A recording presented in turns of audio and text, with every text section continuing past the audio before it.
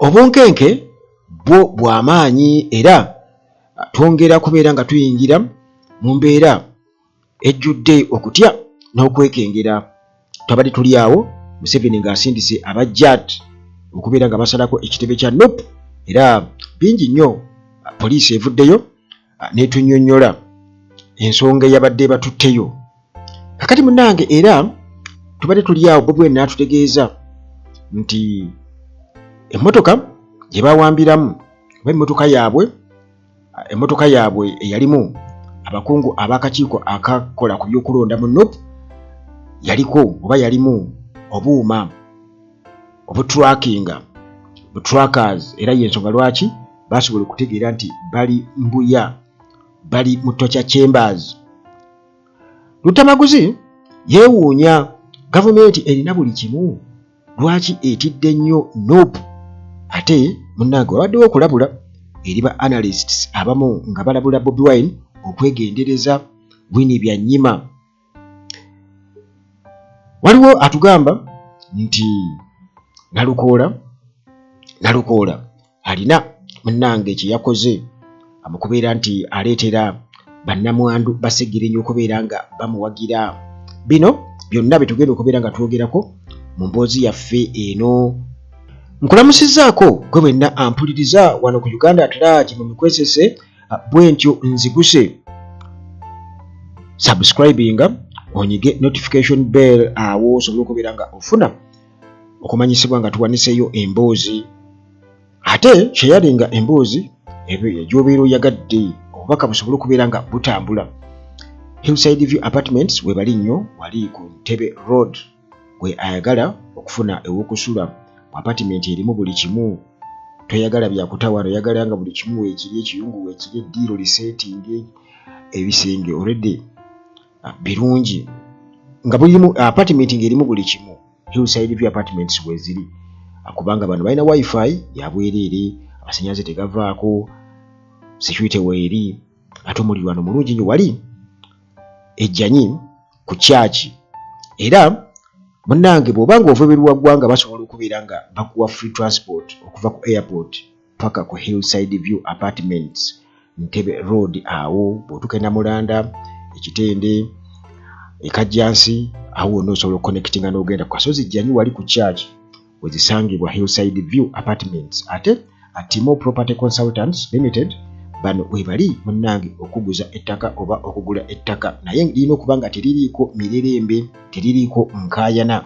Oyagala kuzimba nnyumba oba kugula nnyumba, oyagala kugoba ku nsonga za kyapa, oyagala grader oba oyagala kukola emirimu emirala kati kutegeeze ng'okuteeka amazzi mu nnyumba, plumbing n'ebintu ebirala bingi nnyo, gwe just bakubireko aba Timo Property Consultants Limited, ogenda kuba nga ofuna okumanyisibwa ebisingawo. Ate temufana birwadde, omusawo waali wano ku Uganda At Large, omusawo omutendeke akoze research, alina talent mu kujjanjaba endwadde eziwerako. Kinsanyusa nnyo abantu okugamba nti ye munnange omulwadde wange omusajja yamuwa eddagala. Ekyo kinsanyusa nnyo. Jangu wano ku Uganda At Large nze nkuwa ennamba ewatali yadde nwaka kwa pulizo yadde n'akamu bwe kati. Kakati munnange tutandikidde ku kitebe kya NUP wano e Makerere Kavule. Munnange General Museveni, Muhoozi Kainerugaba oba taata n'omwana family twaliza wamu kubanga baatutegerezaawo. Waliwo ebintu ebimu kwegamba ebizze bikula nga tumanyi kati nga Muhoozi project nti ekigendererwa ki, ajja kukuuma munyago. Abantu nga babyogera ajja kukuuma bintu byabwe bye bakoze bya tebalina kye bajja nakyo, naye kati balina bingi. Kitegeeza ajja kukuuma munyago kubanga kijja kitu kubanga bannayuganda tuli baavu ate bo abataalina kintu na kimu essaawa eno bagagga nnyo. Kitegeeza nti ekigendererwa Muhoozi Kainerugaba kubeera nga akuuma omunyago, era mwetegefu nnyo okubeera nga omunyago agukuuma. Jjukira nti gye buvuddeko yalabula nti agenda kumeekinga NUP okusafaringa, nti agenda kuleeta okubonaabona eri ekibiina kya NUP. Kakati munnange ndowooza zino ze zimu ku encounters ezikolebwa okubeera nga NUP bagireetera okubonaabona ng'oggyeko kuwamba okususse kati essaawa eno nga bwe mwawulidde nga leader of opposition ayanjula mu parliament. Kati munnange wabaddewo heavy deployment era nga eno ebadde y'aba security personnel nga eno munnange tugirabye wali ennaku z'omwezi nga 21 tukedde kulaba nga bayungudde abampi n'abawanvu nga beebulunguludde ekitebe kya Nuupu wali Makerere Kavule era munnange netutandika okubeera nga ffenna tweraliikirira nga tugamba kiki ensi yonna netandika okubeera ng'ennyogoga nti ate abasajja batwagaza ki bannange tebaleeta bbomu ne bagiteekayo mmwe muzannya n'okuzannya ne babagamba mmwe mwagyetegeddeyo. Kakati munnange mu kusooka tetwatuse kutegeera nti ddala babadde baagala ki naye oluvannyuma poliisi evuddeyo neetukakasa era nga bwengenda okubeera nga nkutegeeza wano ku Uganda at large. Munnange abasajja ababadde bambadde engoye eza Joint Anti-Terrorism Task Force oba JAT nga bali mu yunifoomu ezo nga bali wamu ne military police okukosa munnange ne poliisi eno yaffe eya bulijjo oba regular police officers bwe batyo munnange basitationingiddwa okwetoola ekitebe ekya National Unity Platform wali e Makerere Kavule. Kakati nga tebanaakubeera nga batekinga positions zaabwe nga beegaba wali nawe wali nga bwe mulaba mu firimu nga komanda akola bw'ati obugalo nti mmwe wali babiri wali mu ngeri efaanaganako bw'etyo drone nga tebanaakubeera nga bakola ebyokubeera nti mmwe wali babiri wali kati munnange drone zaalabiseeko emmotoka za drone zaalabiseeko n'ez'amagye zi patrol z'amagye munnange nga zeetooloola ekitebe n'ekitundu awo wonna era munnange obunkenke ne bwongera okubeera nga bujja mu bantu kubanga yalabise nga eno yabadde operation eri well coordinated. Kakati munnange patrol ya JAT okukosa ne drone zino zalabiseeko munnange nga bwe zityo kati zisemberera entrance abantu bagenze okulaba kuba basoose okubeera nga beetooloola kiki omukulu agenda kuyitawo anti bw'aba ayitawo kwegamba era bwe babonkenke bwennyini munnange kwakana bagenze okulaba nga patrol emu kosa ne drone emu bwe zityo nga zipaakinga ku gate oba ku mulyango oguyingira ku kitebe ekya Nuupu. Munnange ng'abantu beebuuza nti operation eno kiki ate kikwekweto kiki kinyankole kiki mu ngeri efaanaganako bwetyo. Kakati munnange bagenze okulaba ababaddewo ng'ate waliwo emmotoka eya police forensic ekuŋŋaanya obujulizi oba binkumu oba biki nga naye etuuka tugamba nti tukuze bwetyo neetuuka ku scene. Kakati awo ne tutegeera nti kati egenda kubeera search bagenda kuba basaakinga buli wamu mu bimuli wonna biki munnange bwe tutyo nga tumaze okubeera nga tukitegeera kati twabadde tuli awo tulindiridde tulabe kiki twebuuza naye kiki olowooza bagenze kukola ki bagenze kutimbulayo ebifaananyi bagenze kuggyako bifaananyi ku bisenge ebyo ebyabo abaabuzibwawo abantu baleme kubeera nga babajjukiza kiki ddala baagala ki baagadde bwagazi nabo kubeera nga basowola bakubawo parade nga gye baalaba ey'aba foot soldiers baagala ki munnange kati poliisi bweto nejja neetubuulira exactly kiki babadde baagala ne batubuulira exact reasons for breaking into Nuupu offices ng'ekyo naffe kye twagala okubeera nga tumanya ewatali kutulimba. Kaakati munnange jjukira twali tumaze okubeera nga tumanyisibwa Bobweni yatukakasizza buli kimu nti abasajja mu butuufu baakoze eki babadde basazeeko. Kakati munnange era okusinziira ku mwogezi w'ekitebe omwogezi w'ekibiina ekya NUP, leader of opposition mu parliament Joel Ssenyonyi bw'atyo yatutegeezezza naye nti bannange abasajja basazeeko ekitebe era bulimu ne bamusibira wabweru nga teri muntu yenna akkirizibwa kubeera nga accessinga premises. Era bwe batyo Ssenyonyi n'atukakasa nti ne bamenya tebalina bisumuluzo, ne bamenya eminyolo egy'ebbeeyi gy'obeera bagirina mu nnyumba zaabwe. Tebagirina basula mu mama yingi ya Paul. Kakati munnange nga bamenya eminyolo nga bwe batyo bayingira zi office zonna nga tewaliwo muntu n'omu memba n'omu. Kale kugamba wali baddoga nti kale bali badde bafunayoko abakulu mu kibiina kya NUP tebagamba mujje mubeerewo. Mukakase mulebe gamba twataddeyo zibbomu, twataddeyo obutwa, ate akatwa bakakugabira bano abasajja. Tiawo anaakwata bw'ati kuno oyo awedde mu myezi bw'egyo tujja kuba tukola ki? Tusima, kubanga omukulu yatusuubiza nti agenda kuleeta okubonaabona eri ekibiina kya NUP. Muhoozi Kayini Lugaba ate nga talina kyatasobola muganda wange, kubanga ye alaze kye bayita omutima gwe baamuzaaliramu guli ogw'okubuulira gwennyini. Kakati munnange nga twebuuza ddala kiki military operation eno egenderedde, ebigendererwa byayo kiki? Kati poliisi munnange bwetu neevaayo mu statement nga just ebadde ya paragraphs nga 3 statement.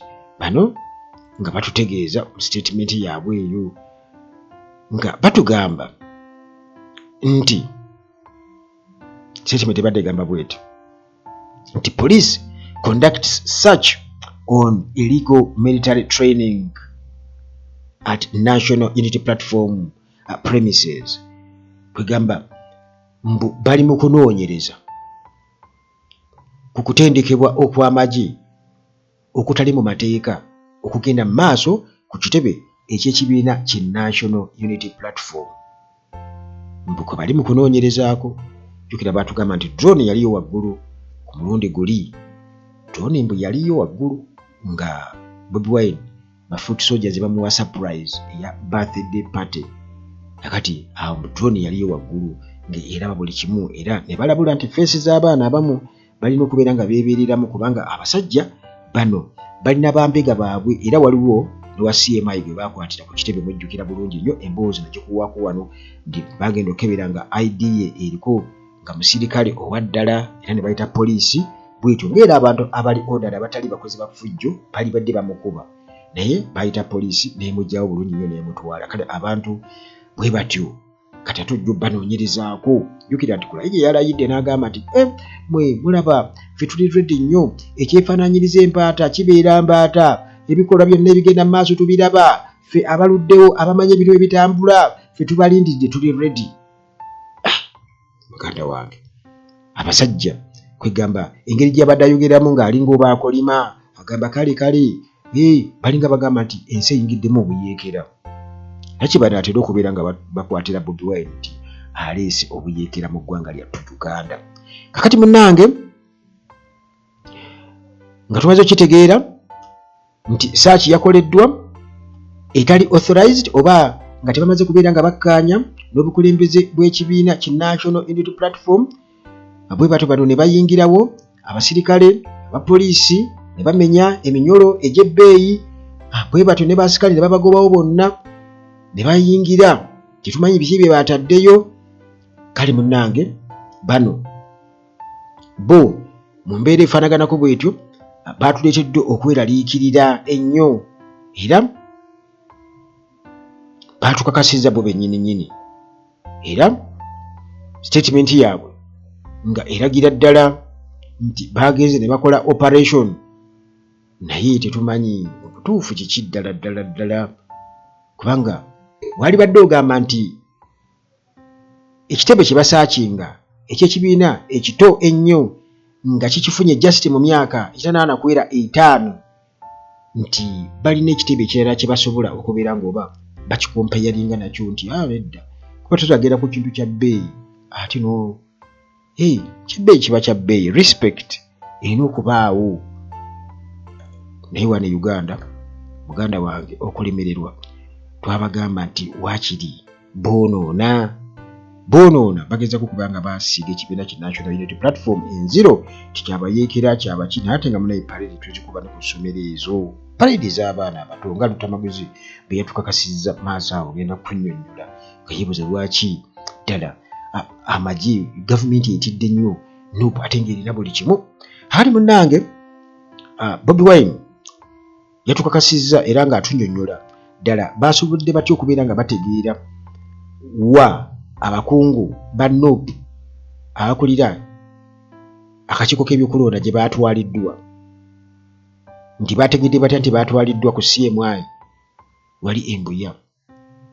Munnange Pulezidenti w'ekibiina ki National Unity Platform Robert Kyagulanyi Ssentamu bw'atyo yatukakasizza atugamba nti emmotoka bano gye baalimu abakungu abakulira akakiiko k'ebyokulonda mu Nuupu nti yalimu obuuma kwegamba bukalimagezi obuturakinga kwegamba kw'osobola okugoberera ng'okozesa era amagezi ag'ekikugu ne kakulaga nti emmotoka eno ekutte wano na wano na wano naddala butera okubeera ku pikipiki ezimu eza looni obwo butrackers kakati n'emmotoka gye baabaddemu yabadde eriko tracking device tubiraba mu firimu. Bannange waliwo omuntu eyagamba nti wanga tamala emirundi yagamba nti wano omuntu asinga okuba ne intelligence amanyikiddwa pulezidenti w'abantu kati onekuddako munnaffe kubanga ono ye ate intelligence agifuna kuva ku sources ziri General Museveni ze yali akolimira nga Al-Shabaab ekubye Ebola Mara eri Somalia nti lwaki mmwe temutubuulidde Abamerika lwaki tebababuulidde okukozesa satellite yaabwe obulumbaganyo obwo mwabulaba mwamulina obusobozi obubulaba kakati kitegeeza nti omuntu alina intelligence okuva side eyo yaba asinza intelligence katamerundi yamala ddo breaking down kakati essaawa eno bano bakugamba nti balina tracking devices era basobodde okubeera nga bategeera batracinga location eya abducted members of Nuupu Electoral Management Committee. Mu statement Bobi Wine yatadde ku mukutu gwe ogwa Facebook Bobi Wine bw'atyo yasobodde okubeera nga disclosinga natugamba nti emmotoka bano officials abo babadde batambulira nga tebanaba kubeera nga bawambibwa wali empigi erungala nti eno munnange bagitrakinze era bagenze okulaba nga eri ku kasozi wali mbuya era nga eno ne bakitegeera butegeezi nti eri wali ku torture chambers eza CMI ewatali kubuusabuusa kwonna. Kakati bw'atyo n'atutegeeza nti era emmotoka ekyaliwo awo bakyagipakinze awo ku facility yaabwe. Kakati awo badetained members bwe batyo kirabika ne babeera nga bali mu kubuuzibwa akana n'akatono naye ababiri ku bo nakutegeeza nti baateereddwa ababiri newankubadde nga bali bana bakwata bana kati ababiri ne bateebwa tetumanyi lwaki baataddeko bano ababiri bali ne basigalayo. Fred Nyanzi already naye yateereddwa dda naye munnange embeera bw'eti ey'obuzi bw'emisango ekyagendera ddala mu maaso era Robert Kyagulanyi Ssentamu bw'atyo nga ayongera okuba omulanga eri abantu bonna okubeera nga basabira abanuupu abakawambibwa kubanga wetwogerera nti bakawambibwa bangi abawerera ddala bali mu 7 kale akugamba okubateeka eyo mu torture chambers kiba kitegeeza nti bano bali subjected ku bintu ebizibu ennyo ng'oggyeko kubatulugunya ate munnange waliwo ne kyebatta sexual violence abasajja temunnange katugeze akutte omukyala ng'abo abakulira akakiiko k'ebyokulonda abakyala banyirira ate nga abasajja bali eyo ennyonta ebalumira ddala kitegeeza nti omusajja engeri gy'abanywedde ebiyagalalagala baba babinywa omusajja yatugamba nti bano abasajja batulugunya mu torture chambers bakukwasa omuntu okutulugunya nti akukuba emiggo n'atuuyana n'agenda wali wabweru n'akuma ekikoomi n'akomawo n'akukuba n'atuuyana enjaga n'emuggwako n'addayo kakati enjaga emuliko alaba omukyala anyirira bw'ati olowooza ayinza kukola atya. Kakati munnange Bobi Wine bw'atyo ng'atutegeeza nti ng'oggyeko okutulugunya wabaawo ebikolwa ebyokukaka akaboozi okukussa n'okubeera nga munnange bakutta nga tofunye kuwozesebwa kwonna, basobola okubeera nga bakutta. Abo abasajja tebasaaga munnange. Abawambiddwa tobamanyi abawambiddwa, naye nkugambye nti baataddeko abamu ku bo babatadde. Kakati eyo nga tuvuddeyo waliwo be baatadde n'ekiyamaniyazi bamutadde, ekyo tukimanyi bulungi nnyo, era tewakyali kubuusabuusa kwonna, era nga bw'omulabako otegeerawo nti abasajja bo batulugunya. Naye Lutamaguzi yabaddeko ekibuuzo kye yeebuuza nti lwaki gavumenti etidde nnyo Nuupu ate nga erina buli kimu, yerina obuyinza, naye ate etidde nnyo Nuupu. Ddala lwaki etidde nnyo Nuupu? Kubanga atwalabye omukulu okulayija engeri gy'abadde ayogeramu nga mu butuufu olabira ddala omusajja yabadde atidde nti ekyefaananyiza embaata ebeera mbaata, naye kale naffe tetukoze ekyo. Muganda wange jjukira nti abantu baalabudde ne bagaa nti bannange teri muntu azaalibwa nga musirikale, obusirikale bayiga buyige. Teri kati abasajja bano bakka bakimanyi nti obusirikale bayiga buyige, baana abanyingi gye bakasuka omuggo.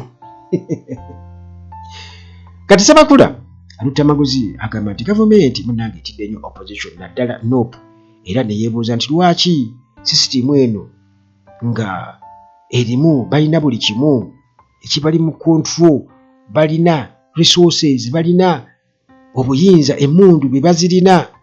N'agamba nti waliwo okutya okubajjidde naddala nga batunuulira ekibiina kino ekya Nuupu. Ekyo kyewuunyisa kuba gavumenti erina buli kimu, obuyinza yeebulina, yeesalawo. Kakati lwaki eba etya ekibiina nga Nuupu? Ddala lwaki eba ekitya? Nze nyinza kugamba nti nange simanyi. Kakati era bw'atyo bwe yasinzidde okubeera ng'ategeeza nti abantu boolekeza nnyo criticism nga bagidirectinga kugamba okunenya, kubeera nga boogerera amafuukuuli ba foot soldiers abaali bakoze parade eringa ey'amagye. Era n'agamba nti kati bano ye bw'abatunuulira ba foot soldiers parade gye baali bakoze, Robert Kyagulanyi Ssentamu gye yali alambula ne Babi eyanyiize nnyo abasajja ne afaanana Lweiso n'atuuka okubeera ng'agamba akalenzi nga kalambula parade, n'entunuulira akalenzi, abaana basomye Makerere bonna bali awo mu zi parade bazibiri, mbu n'akompeera nga Kolakwena, mbu yagamba nga abantu muzibirize, mbu ne baprofesa nga mwebali. Naye ate ne yeerabira nti wano ku bano tekwabadde yabadde azibirize, ebintu babadde babiraba nga bamulaba Robert Kyagulanyi Ssentamu ali mu kulambula nnyiriri, tewali yali azibirizza. Baali bazibiriza kubanga ajjukira nti mu biseera byabwe bo gye gyali emizannyo gyabwe, nti ne Museveni yatera kimanyi okwefuula Kapa, engo n'ebirala. Naye wano Bobi Wine si ngo, teyeefudde Kapa, teyeefudde engo, bw'atyo ng'alambula abaana bamulaba mu buliwo oba live.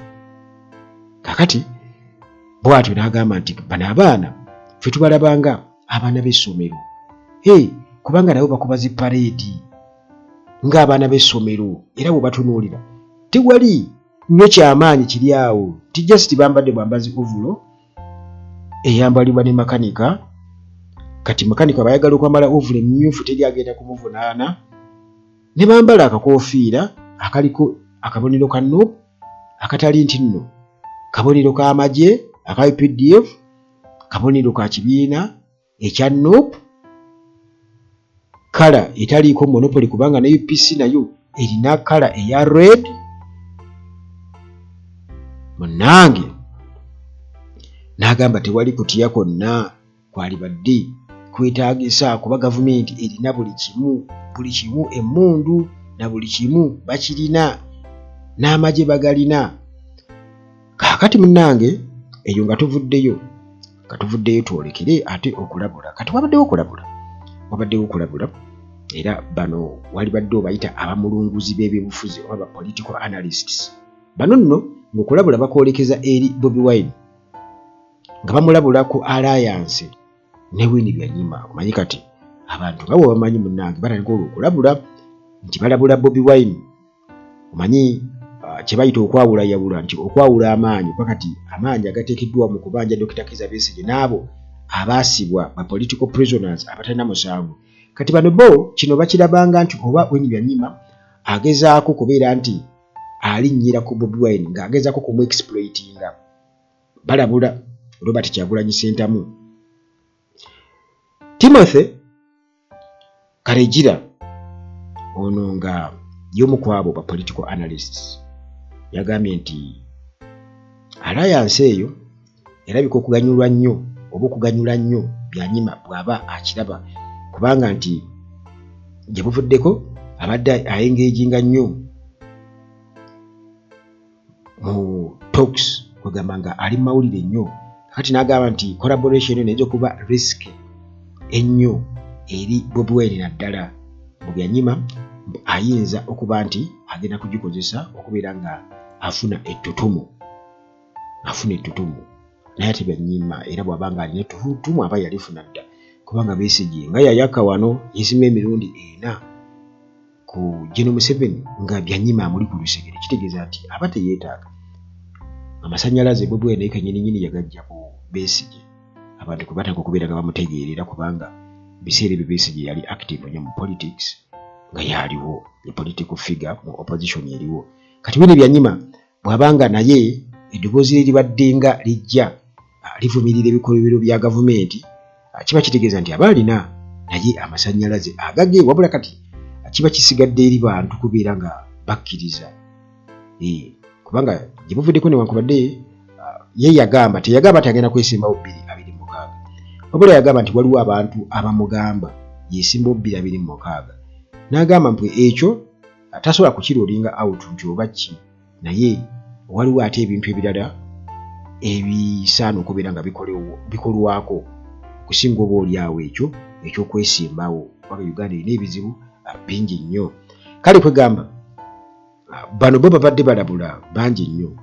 Ku bo ababadde balabula waliwo Wandera Ogalo, ono senior political analyst, naye ng'agamba nti Byanyima political career bwe yeetaaga serious push okugirevivinga, era nti alina okubeera nga bw'atyo akwatagana n'abo abaliwo okusobola okubeera nga abayimukirako ba popular politicians abaliwo already. Kati Bobi Wine alina okubeera very careful, era alina okubeera nti tabeera relaxed ng'alinaanye Byanyima, oba si kyekyo nti agenda kumukozesa okubeera nga amukozesa nga stepping stone. Oluvannyuma mbu olwo asooke asobole okubeera nga atakinga position naddala mu kalulu ka 2026. Byanyima kyatanaba kubeera nga avaayo okukakasa ensi nti agenda kuba kisimo ky'ensuubira okuba tikigenda kubeera nga kijja, newankubadde nti bo bagamba nti okukwatibwa kwa Besigye kuyinza okuba kwe kumejje mu timing, mbu naye yalina ekigendererwa kyesimbawo. Naye jjukira nti yagamba nti banne baakimuleetera buleetezi nga bono gamba naawe weesimbawo, n'agamba oke kale ekyo takigaana okwesimbawo, naye kati essaawa era si ekiriwo. Ate era abantu bagamba nti wano Uganda ekyo tebeesooka kyesooke, abantu be bakikulaga. Kale tugamba ebyo byonna kubadde kulabula, tetugambye nti nno oba ki babulaze just mbadde nkuwa kulabula ba political analysts kwe bakoze eri Bobi Wine. Bwe tuddako ekawempe, jjukira nti naku z'omwezi 13 mwezi gwa kusatu bwetusuubira okuba nti akalulu kagenda kubeera nga kasuulibwa wali ekawempe North okujjuza ekifo omwali omwagalwa w'abangi Mr. Update Segirinya omugenzi. Fight hard Mr. Update, kubanga kye yatugamba okubeera nga tubeera twogerako buli ssaawa, tugamba bugambi fight hard. Kakati munnange Alex Luswa Luwemba eyali omuyambi wa Segirinya, jjukira nti ye ne mu kubeera nga balangirira ani asinze banne nga bamaze okukola debate teyaliiwo, naye yagamba tebamwinvitinga. bwe tebaminfominga. Oluvannyuma ne tukitegeera nti ate yali agenda kukozesebwa, ayagala kuyisibwa bwa independent ng'akozesebwa mbuga ne banne abaagala okubeera nga bakyankalanya awo, oba oli awo n'abaagala okubeera ndowooza nga baagala nti obululu buli divided. Gundi Lunalukola tasobodde kufuna bululu kubanga ne Alex Luswa naye abantu babadde bamwagala. Kakati ono Alex Luswa Luwemba yavuddeyo ne information egamba nti namwandu abaseggirinya baweereddwa $2,000,000 okusobola okubeera nga bawagira Nalukoola ku kifo kino ekya Kawempe North, era mu by-election ejja y'ensonga lwaki okiraba nti ne mukyala wa Seggirinya ono yabadde atugamba nti agenda kwesimbawo naye yamaze n'abivaamu. Eyo bw'etaba nnugu oba akabonero ak'okulemererwa, kubanga ajjukira nti yasooka n'ayokya n'agenda ku ntana ya Seggirinya mbu agenze kusaba mikisa oba kuzukusa muzimu gwa Seggirinya teri yamanyi. Bannaddiini abasiraamu ne bamwambalira bamugamba nti ekitiibwa kyagendeddemu eky'obusiraamu kitegeeza nti kuba kukituuboola, aba akivulunze mu ttaka mu bisooto, ate bw'agendera mu linnya eryo ng'agezaako okukola ekitakulika ali ku malaalo, ali mu kuwanjagira muzimu gwa Seggirinya gumuyambe. Kale eyo gye yatandikira okubeera ng'ayokya, era abantu tebaamuteekako nnyo maanyi. Sigenda kusukkawo nnyo wano, tusigane tu mu mboozi zaffe eziddako wano ku Uganda At Large nga bulijjo tukubuulira ebyo ebiriwo, ebyaliwo n'ebyo ebirijja.